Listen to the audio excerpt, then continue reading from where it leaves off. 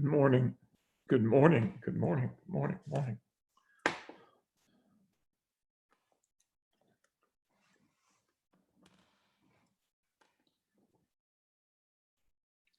Guys, if you can hear me, check your camera to make sure it's working. I don't care if you're in curlers or what. After we check to see if it's working, you can turn it back off.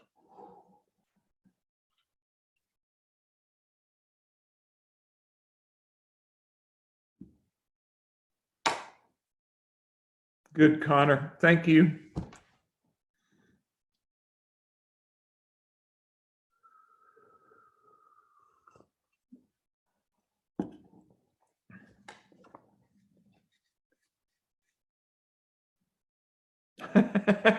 At least I see a thumbs up, but I never did see you.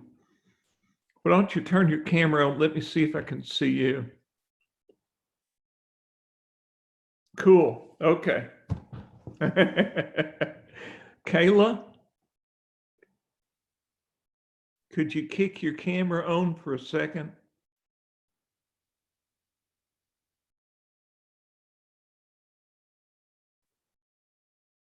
Planet Earth calling Kayla. Come in, Kayla.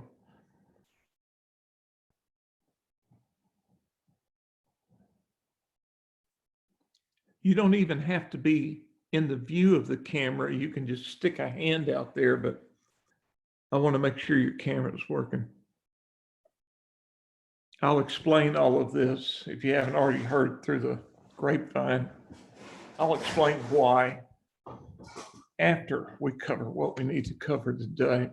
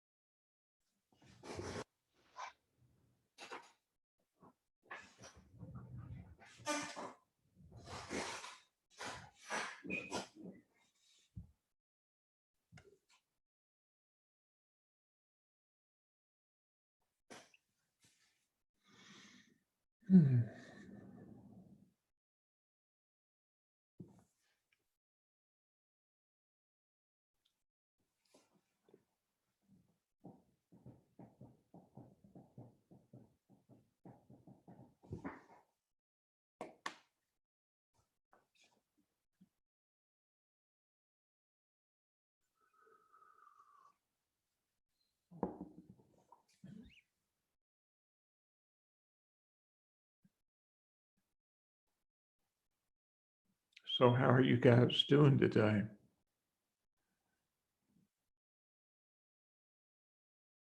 Okay. Well, Connor, you're here in this area. Elisa, what's the weather like where you are? Is it cold?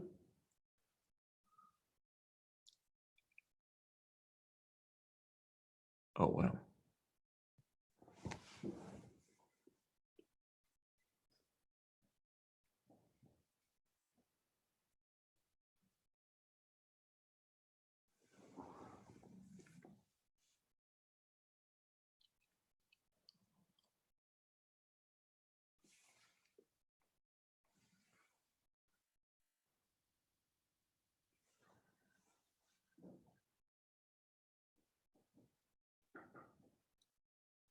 It's about 3 minutes to noon. I want to wait till noon just in case. Seems like I always have 2 or 3 students that join at the last second. Actually, this is a record low for this class. Usually 2/3 of the class is here.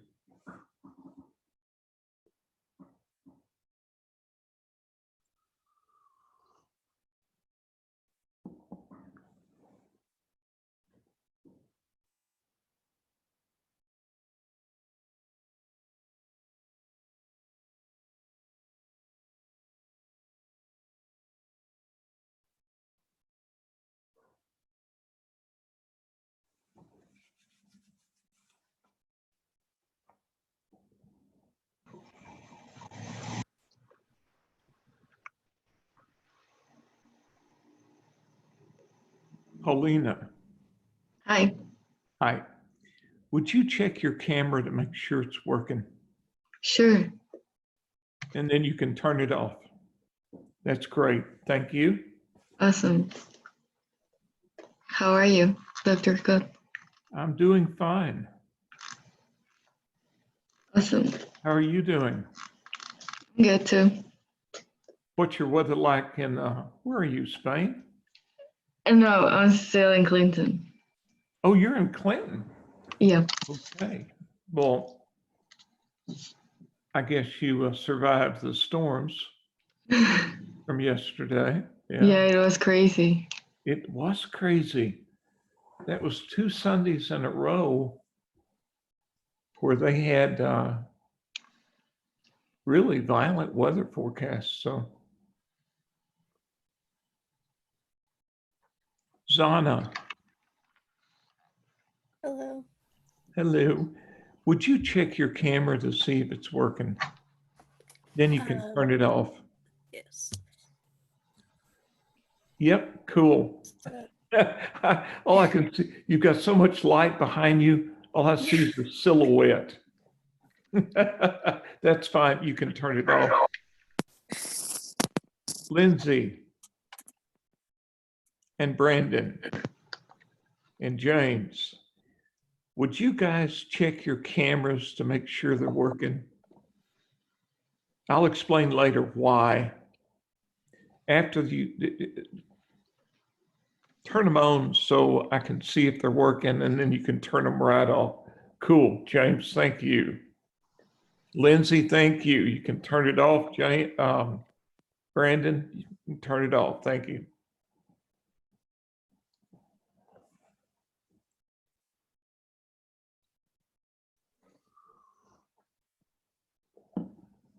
Well, let's get started. First, I want to finish up this chapter. And before I forget, bring your slides for the last chapter, chapter 12, Wednesday, if you will. Okay.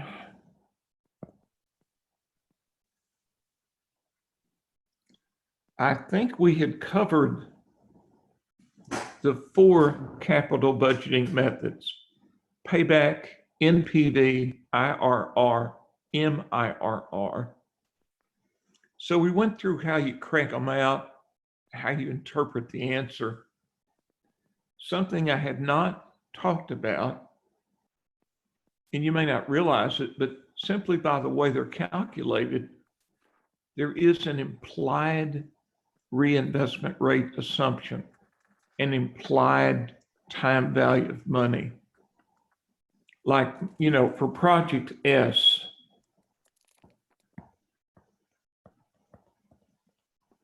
you invested 1,000. Then the next year you expect to get back 500, then what, 4, 3, and 1, I believe.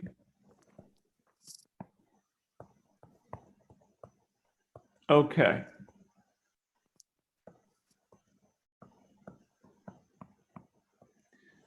The reinvestment rate assumption basically is asking the question, when you start getting money back, what are you going to do with it?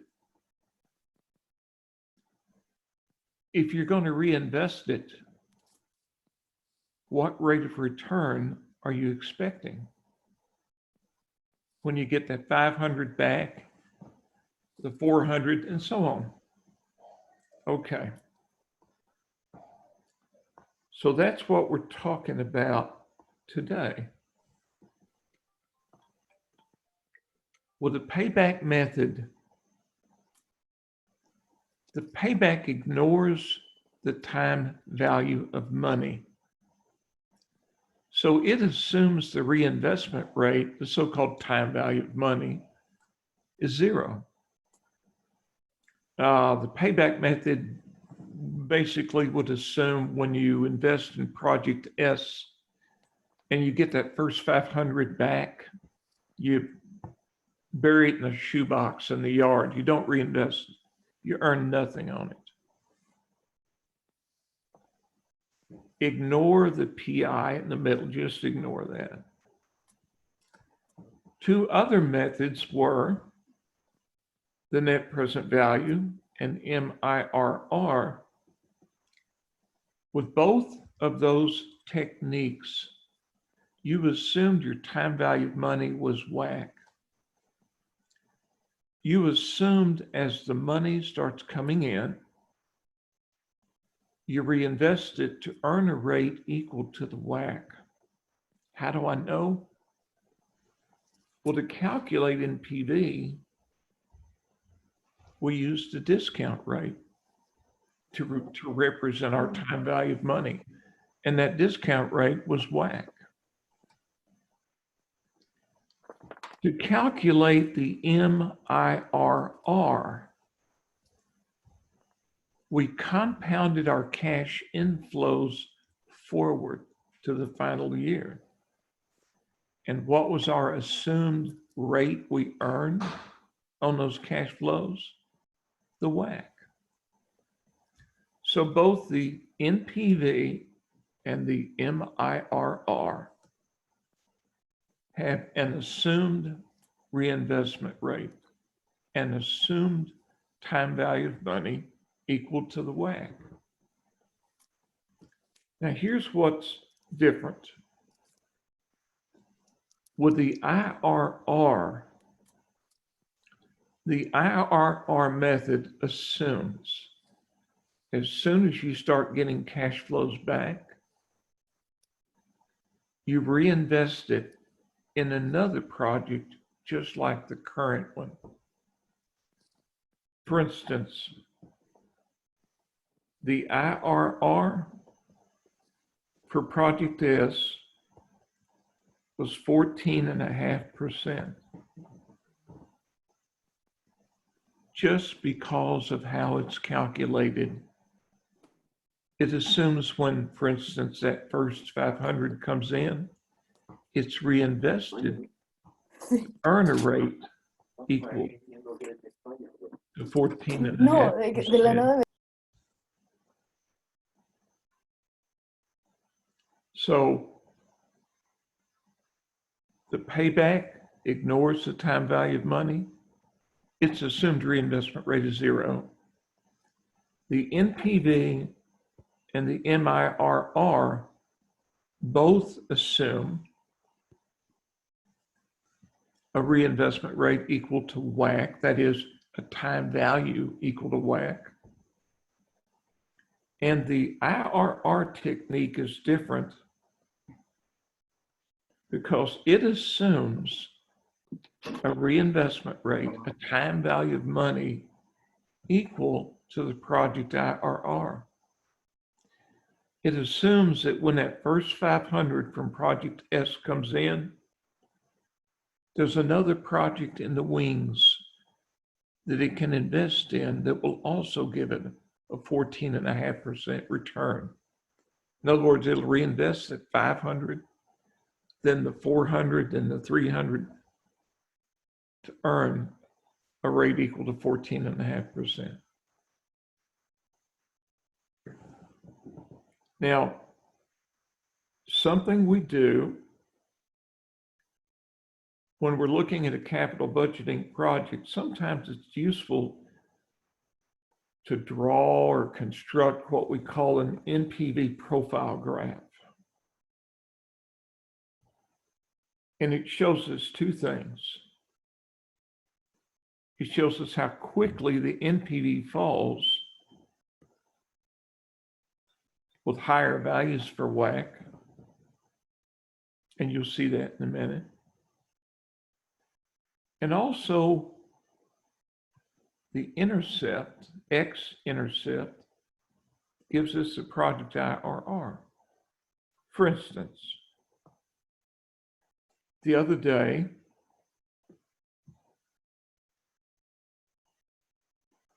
Wednesday, I guess, of last week. Today is Monday, right? We looked at Project S and using a cost of capital of 10%, we got an NPV of 78.8. So if this were 10%,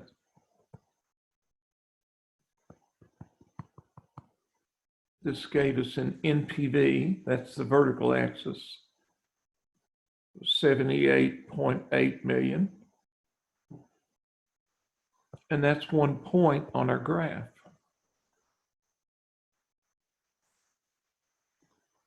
Again, with a cost of capital of, I'm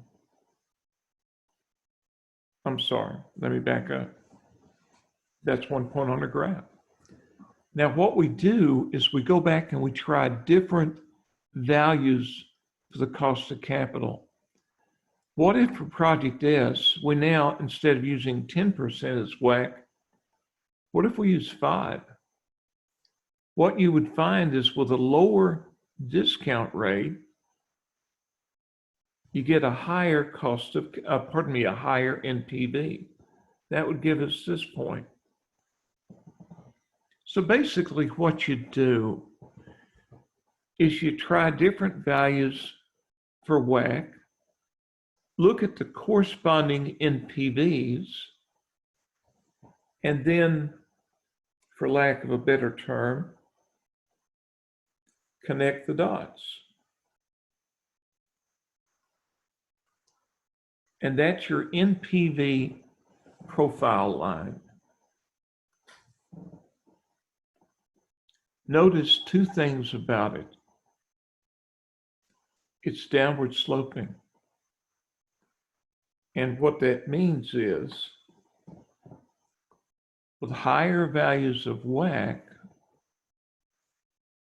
the NPV gets smaller. And this x-axis is WACC. So if you apply a higher value for the cost of capital, you get lower and lower NPVs. And the other point of interest is this intercept point. By definition, that's the value for WACC that gives us a 0 NPV.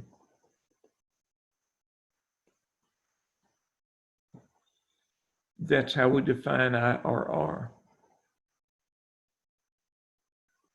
IRR is defined as the value for WACC that drives the NPV, forces the NPV to equal 0. So the NPV profile graph is useful 2 ways. The steeper it is, that shows us the more sensitive the NPV is to WACC. And this intercept happens to give us the IRR of the project. For instance, if we put both projects on here, S and L, you notice that L is steeper. So L is more sensitive to the value for WACC. It's steeper, it falls faster as we apply higher values for WACC. Longer term projects have steeper NPV profile lines. Or projects where the heavier cash inflows occur further off in the future. If you go back to slide 3, you'll notice that with Project S, the heavier cash flows come in early, 500 in year 1, 400 in year 2. But with Project L, the heavy cash inflows occur late, 400 in year 3, 600 in year 4. So again, either projects like L where the heavier cash flows occur further off in the future, or longer term projects. Those two types of projects will have steeper NPV profile lines. They'll be steeper.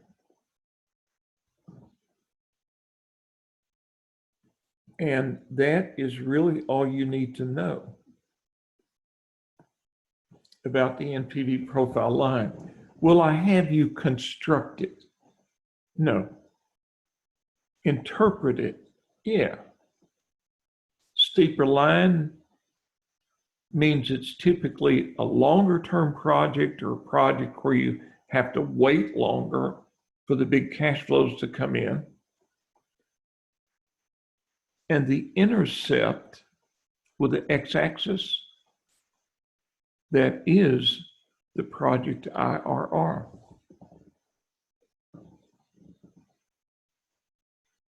Now we need to go to another concept.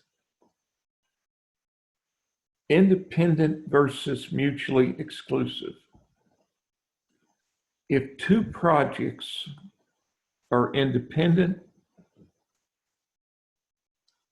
that means one has nothing to do with the other. You can evaluate them separately. So you could end up, if they both have positive NPVs, you could end up accepting both projects. If projects are mutually exclusive, that means the two projects serve the same purpose. You would not accept both projects. For instance, if you have a manufacturing plant located on a river, but no transportation across the river, one project might be to invest in some barges to ferry your products across the river. Another project might be build a bridge. You would not do both. So those would be mutually exclusive projects. And what you need to do is see which is the better project. So you need to rank them. And although we have 4 capital budgeting techniques, and 3 of them always agree on a single project, an independent project. Remember NPV, IRR, MIRR, they're always in agreement. All 3 will either say thumbs up or they'll all 3 say thumbs down. And the payback, who knows what the payback will say. But if you're ranking projects, the only technique you should use is the NPV.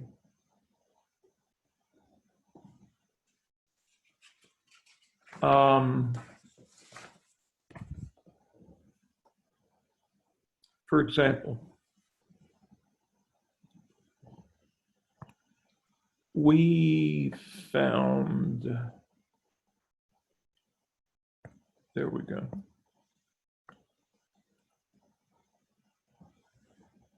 We found that we had projects S and L.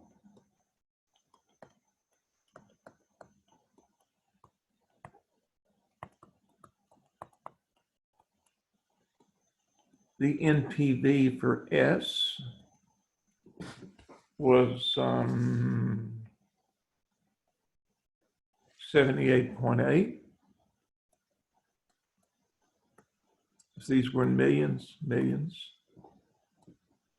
The NPV for L, which I didn't cover in the class, that was one of those slides in green text where I was going to let you work it on your own. You should have gotten an NPV for L of 43.8 million.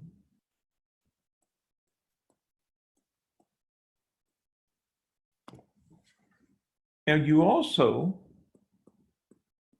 saw that we got for S an IRR of 14.5%. And for S, we had a WACC of 10.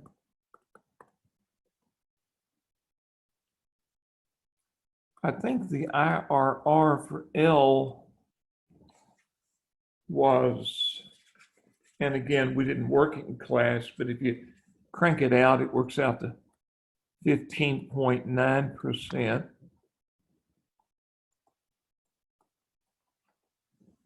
And I didn't even give you a WACC for L, or did I?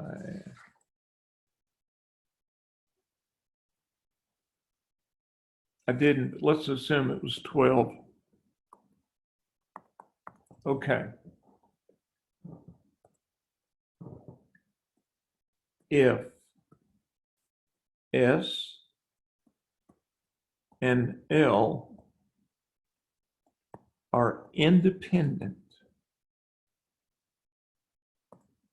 projects,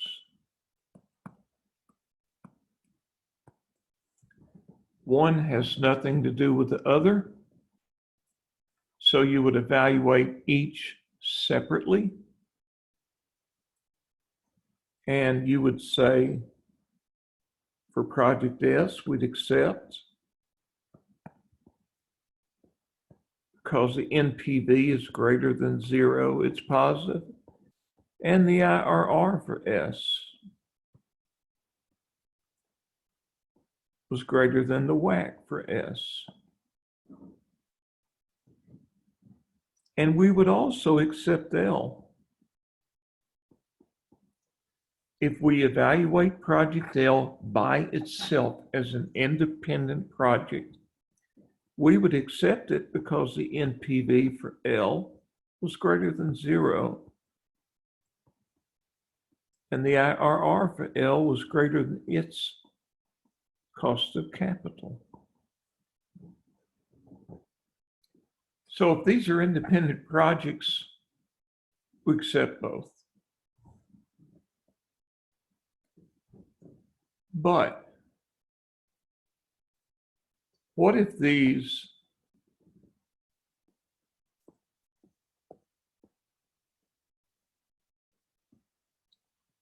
are mutually exclusive projects?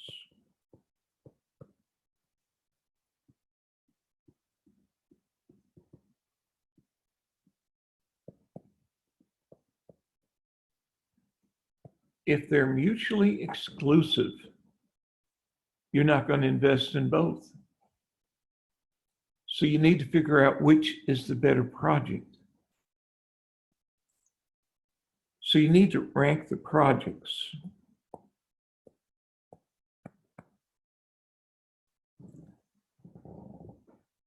But look at the NPVs and IRRs. The NPV says project S is the better project because it's bigger than the NPV for L. But the IRR says that project L is the better project. The rate of return of 15.9 is greater than the rate of return of 14.5. However, when you're ranking mutually exclusive projects, you ignore all other techniques and you go with the NPV.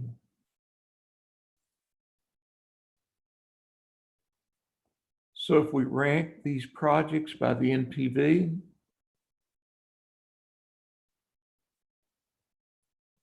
which project should we accept? Anybody, S or L? S. S. the NPV for S is greater than the NPV for L. Now you may wonder, why not use the IRR? This is the best example I can give you. What if I offer you 2 bank accounts where you can put your money? Account A will pay you an interest rate of 10%. Account B will pay you an interest rate of 12%. Without any other information, you'd go with account B. You'd say, 12% is a higher rate of return. But what if I now inform you, you can invest up to $50,000 in account A. It's earning 10%. Or you can invest $10 in account B that's earning 12. What would you rather have? Would you rather earn 10% on a large amount of money or 12% on a tiny amount of money? See, that interest rate is like the IRR. The weakness of the IRR in ranking projects is it gives you the rate of return per dollar invested, but it doesn't take into account the number of dollars invested. The NPV actually takes both into account. And we also know the NPV is supposed to tell us how much that project will add to total shareholder wealth. And we want to go with a project that will add more to show total shareholder wealth. And that's project S.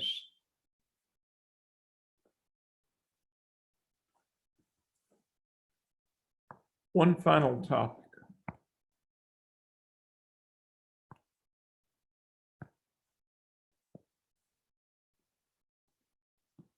There is a difference between what we call normal and non-normal cash flow patterns. With a normal cash flow pattern, the sign of the cash flows changes once. Or for all practical purposes, with a normal cash flow pattern, the only outflow, sorry about that,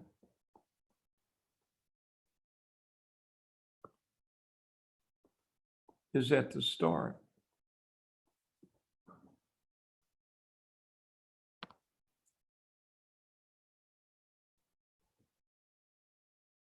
With a non-normal cash flow pattern,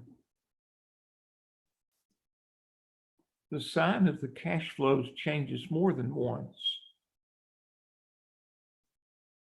Or from a more practical interpretation, there will be an outflow at t equals 0 and an outflow what? In a future year.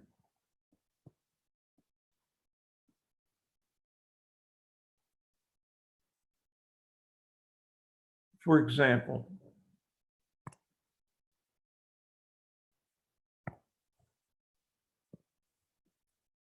Project S.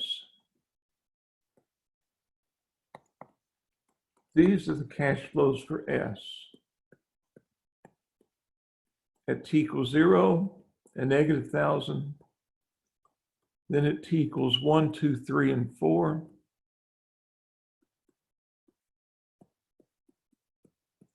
I think we had cash flows of what, 5, 4, 3, and 1.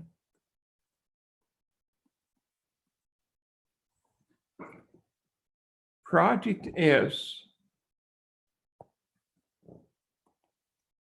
reflects a normal cash flow pattern. In fact, every problem I've given you had a normal cash flow pattern, even the problems out of the book that were assigned. Why? The only cash flow was at time 0. And there was only one time the cash flow changed from negative to positive. One change in the sign of the cash flows. And then it stayed positive the rest of the way. Now, this was Project S, but Project L was the same way. It also was a normal cash flow pattern. It was an outflow followed by inflows. So what would a non-normal cash flow pattern look like? Like this. You not only have an outflow at the start, you have an outflow in a future year. And the change in the signs, it goes from negative to positive there. And then later, it goes from positive to negative.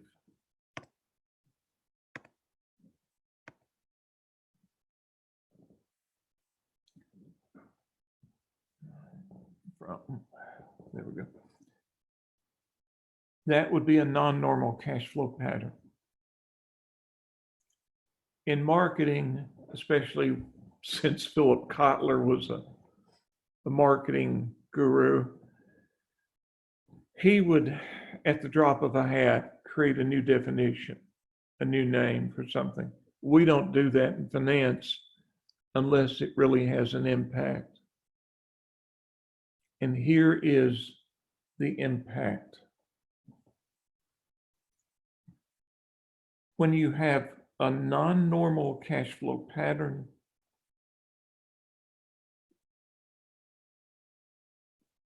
I'm writing slowly so it won't go nuts on me.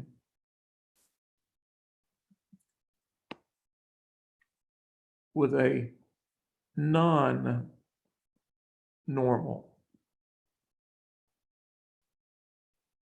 pattern,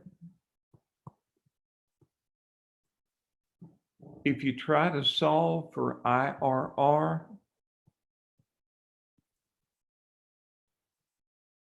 you can get more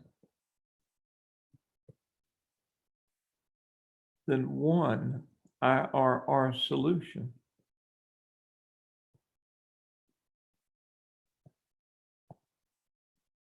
You could get multiple IRRs. For instance, for this particular project, now don't let the graph spook you. I'm not going to throw a graph at you, but like this on the test, but I want you to see it. This is an NPV profile graph, well, correction, for this project. If you'll notice, it's a non-normal cash flow pattern. You not only have an outflow at the start, you have one in a later year. And if you tried to construct an NPV profile line, you would find that there are two values for WACC that force the NPV to equal 0. And there's a heck of a difference between 400% and 25%. So you really couldn't trust either. The non-normal cash flow pattern becomes a problem only with the IRR method. It is not a problem with MIRR. It is not a problem with NPV. If we calculated the MIRR for this project, we'd get one value, one solution. If we calculated the NPV, we'd get one solution. So the non-normal cash flow pattern is only a problem with the IRR method.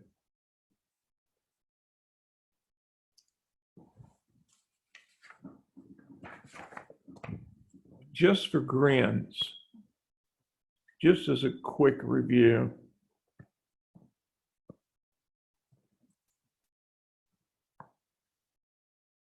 try this problem. Let's say I've got a project M.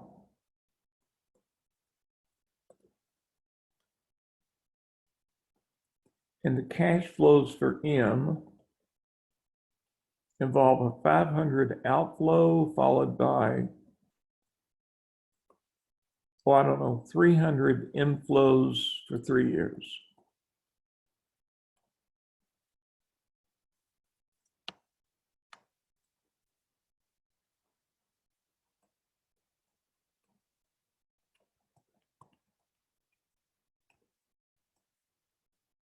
And let's assume the WACC for M is 8%.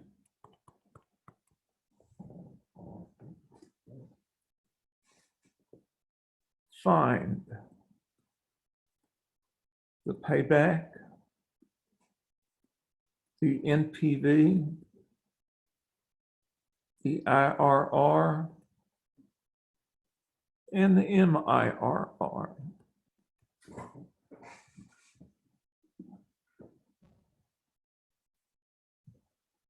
Take a few minutes and see what you get.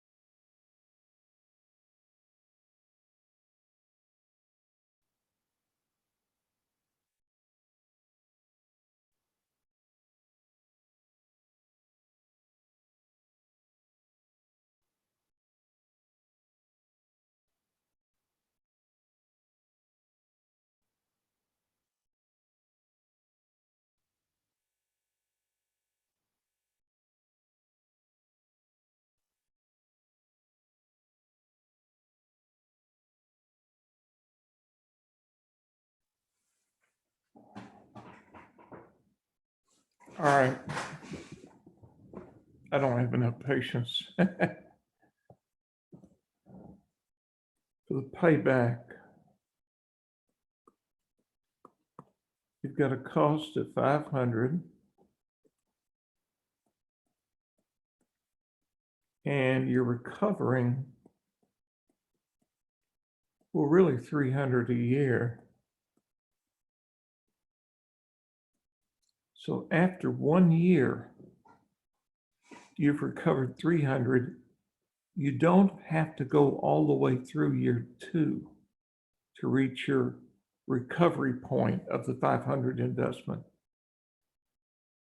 So the payback would be this one first year plus, what do you need? Another 200? A fraction of the second year.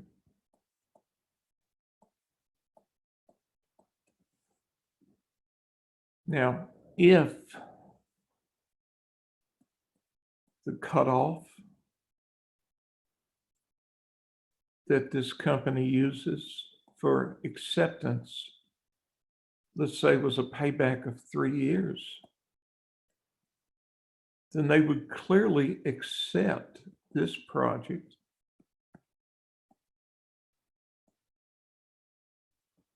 because the payback of the project is much less than that required for the acceptance.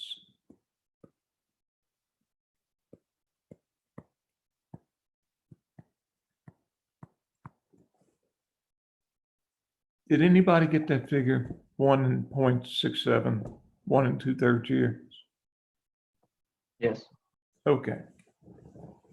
For NPV, and this would depend on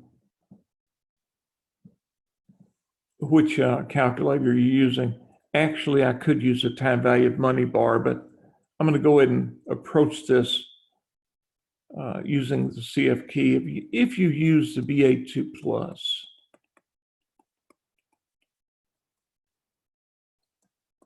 clear out all values.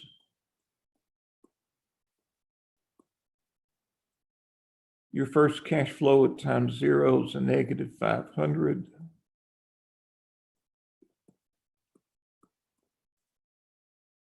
The next cash flow would be 300, 3 times in a row.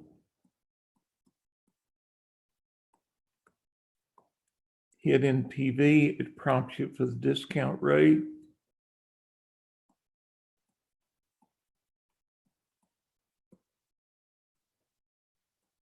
And I think you'll get an NPV of, seems like I've already done this. Big NPV, 273 million. So you'd accept because the NPV is greater than 0. Now, if we were asked to find the IRR, and we've already put all the cash flows into our calculator, then we could simply hit, with this particular calculator, IRR, compute. If you're using the HP10B2, you'd hit Shift IRR. And you get an IRR. I got 36.3%.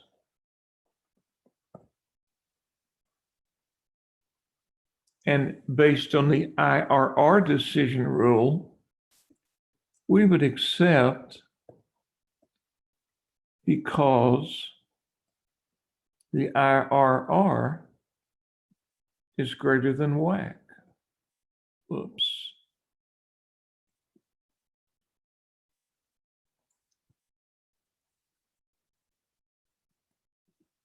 was IRR 36.3, and the WACC is like 8, so this project is clearly acceptable. Questions? How many of you got these figures so far?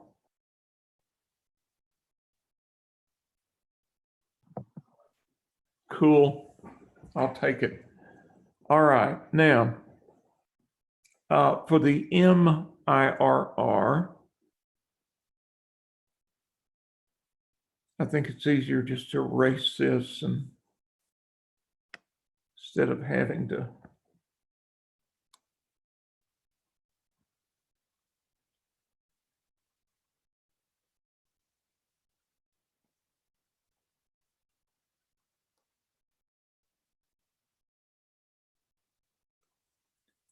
For the MIRR, our first step is to find the present value of the inflows.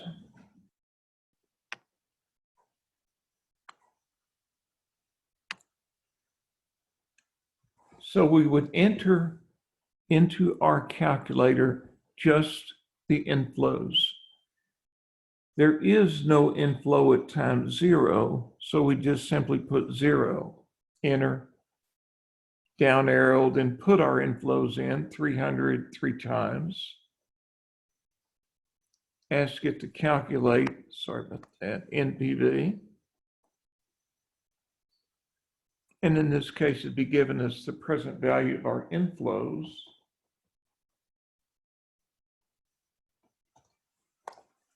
Let me do that very quickly.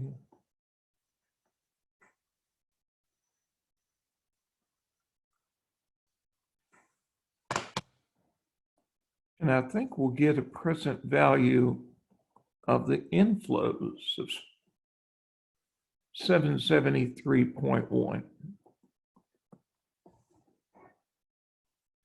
Then the next step, we compound that forward to the final year. I guess this would be the first step. Then the second step, we compound the inflows forward to the final year.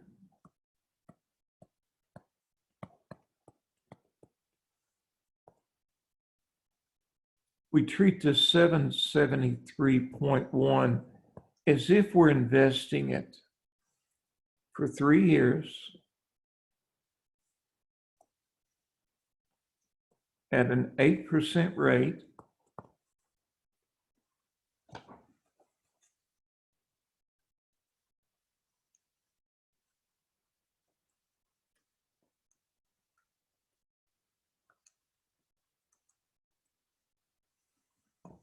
And I'm getting 973.9 million. That would be the future value of the inflows. Then as our last step, we now look at the project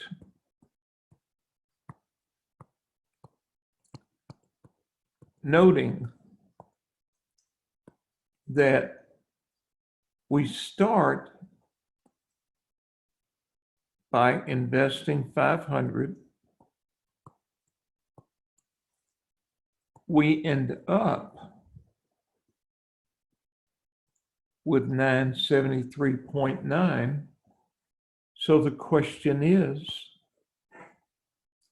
what is our annual rate of return if we invest 500 now and after 3 years end up with 973.9? And that answer is, I'm getting 24.9%. And that's our MIRR.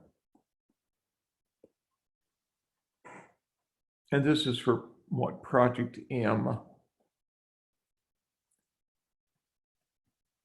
The decision rule for the MIRR is the same as a decision rule for the IRR. In this case, we would accept the project because the MIRR of 24.9% is greater than our required rate of return of 8%. How many of you got all of these figures?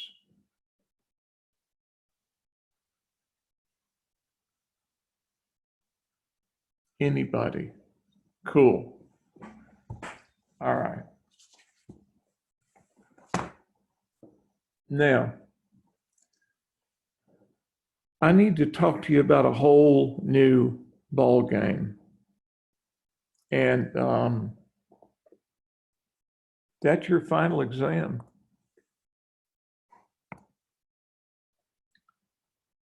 First, well, it won't do any good. Look at your faces. You're all blanked out. Okay. I had planned for you to take the exam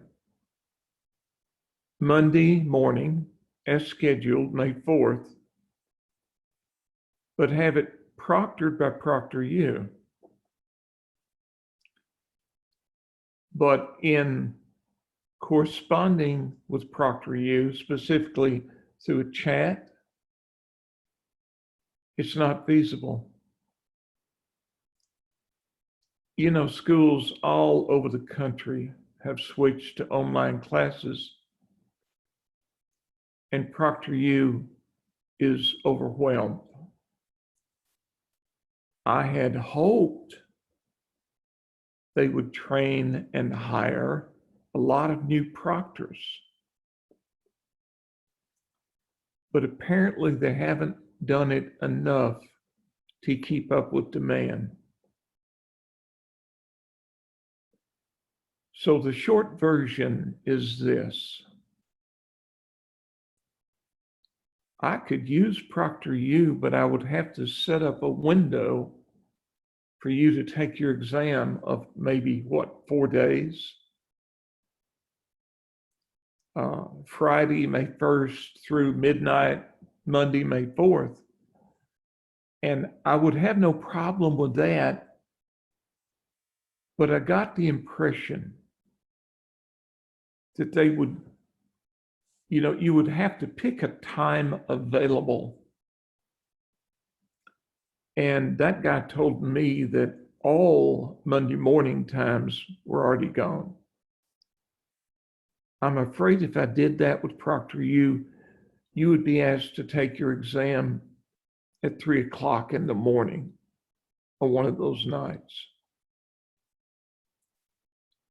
And that is when I reached out to my colleagues.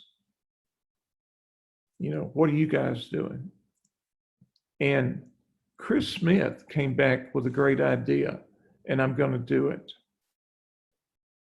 All right. First of all, we're not going to use ProctorU.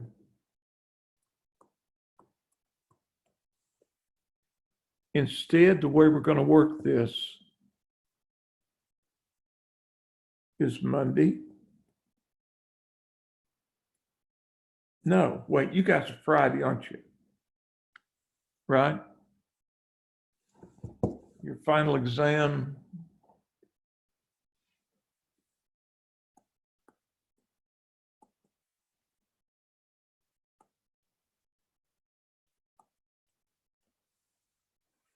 Isn't your final exam scheduled for Friday, May the 1st, from noon to 3 p.m.? Somebody tell me I'm either right or wrong. That's correct. That's what I thought. Okay. So what's going to happen Monday, May the 1st at noon? We're going to have a Zoom session. I'll set it up. I haven't yet.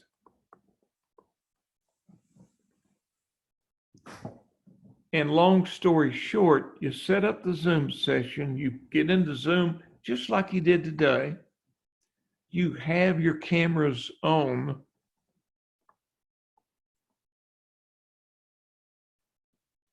So I can watch you. Forgive me for that, but that's what proctoring is. Then you get into Moodle, click on Final Exam, and it takes you right into the final exam. So the good news is you don't have to even fiddle with the 30 minutes of ProctorU vetting. But the other thing, the bad news is, you'll think of this as bad news. There will be no memory aid. I can't, would that be spelled with an E or not? I can't explain why. It's a lengthy explanation, but I've got to maintain the integrity of the test. So I can't let you bring in anything that you've written on. You can bring several sheets of blank paper to work on. Yeah. Instead of the memory aid,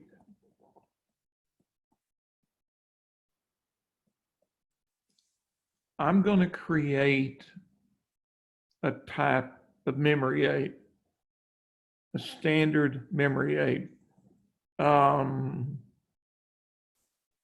It will contain formulas and other types of information.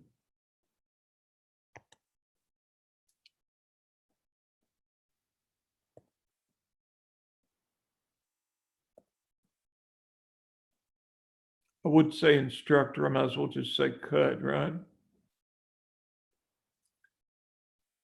I'm going to start working on this tomorrow. By Thursday, I'll send this out to you so you can know what's on it. And I'll even be open to some of you suggesting I add something in case I've missed something. What will be on it are all the formulas we've been using, plus some definitions of the variables in those formulas. What will not be on the memory aid will be example problems. It's a trade-off.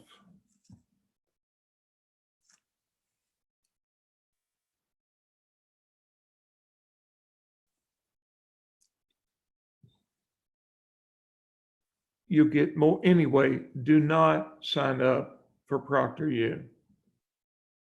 We're not going to use them for your final. And I'll give you more. The breakdown of the tests will probably be unchanged. You know, roughly 20 to 30% questions, roughly 70% problems. But I'll also send you what I've drafted as a memory aid, or formula sheet, we'll call it now. So you'll know what's on it before the exam.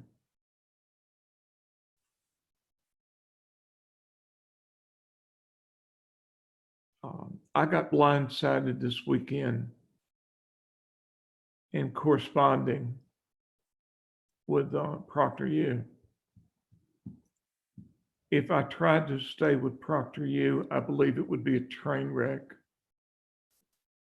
I believe a lot of you would be forced to take the exam at ridiculous times in the middle of the night. And I just think this is a better way. And I know you don't like this.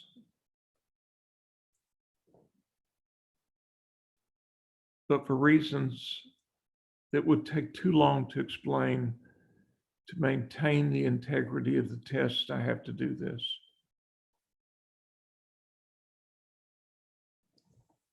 But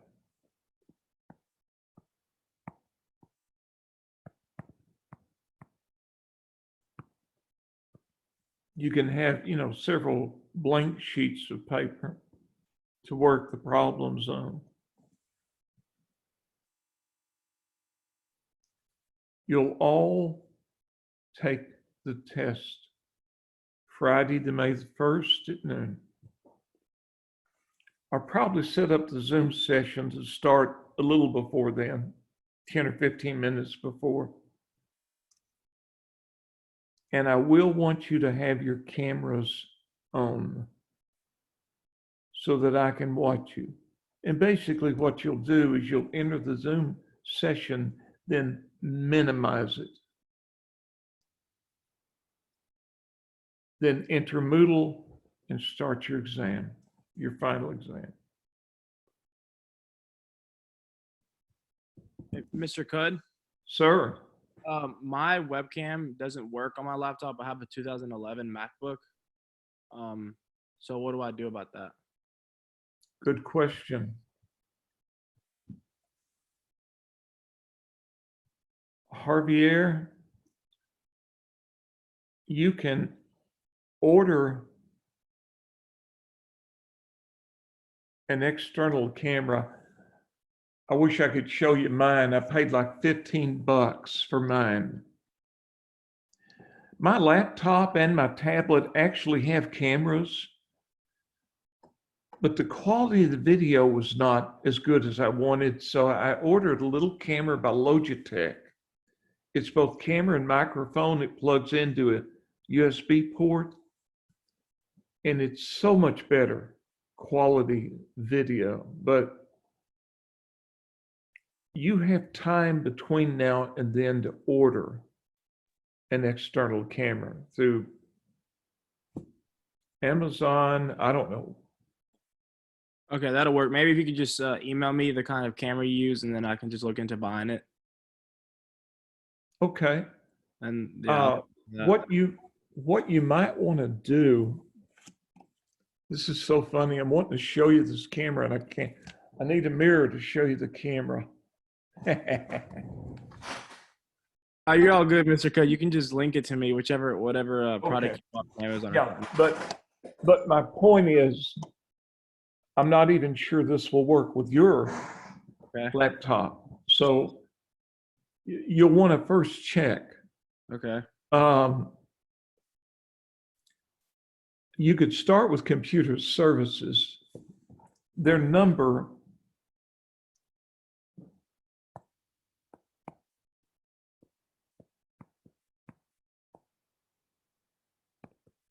You can also use your phone as a Zoom, like you can use Zoom on your phone if you have a camera on your phone and just set it up like next to your computer.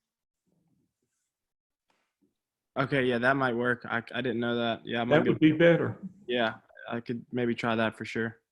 If you want to hear something crazy, I've had students in the past take this course or one like it with Zoom meetings using their phone. Didn't even use a computer. I'll try that for my next class to see if the face camera works, because my camera on my phone does work. Yeah. And by the way, whoever, Sam, did you suggest that? Yes, sir. That's great. That was a great suggestion.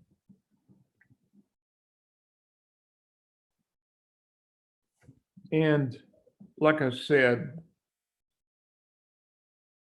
MC's Computer Services is here to help students as well as faculty, so just in case. Anything else, guys, before we adjourn? Will the memory aid that you provide have any of the calculator keystroke information on it? I haven't decided. No, Jason, it's a great question.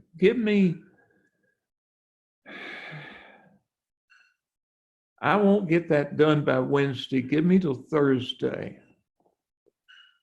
And whatever I throw together, I'll mail out to you. Okay, sounds good. Anything else?